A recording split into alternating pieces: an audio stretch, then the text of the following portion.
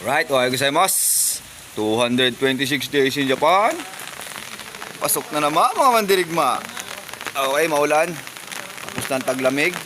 Ulan na naman. G, pasok G. Ready na, ready. Oh, ready na. Ah, laki. Anong payong mo? Oh. Alright. Go. Alright, pasok na ulit. Mga mandirigma. Ulan na. Kahit na ulan, video pa rin tayo. Oh, laki niyan tan ah. Ohayo gozaimasu. Maulan. Mga transparent ang payong nyo ah.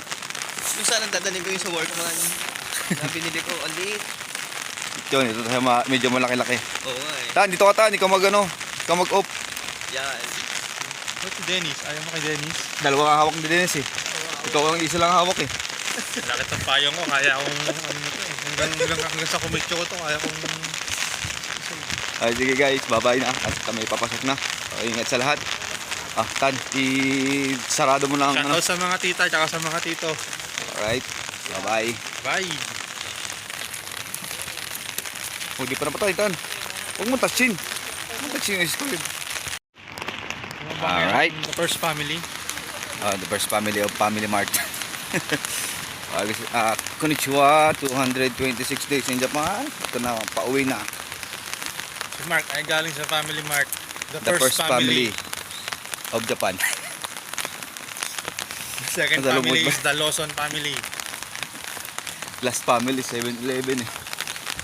With holding. Special family yun pre.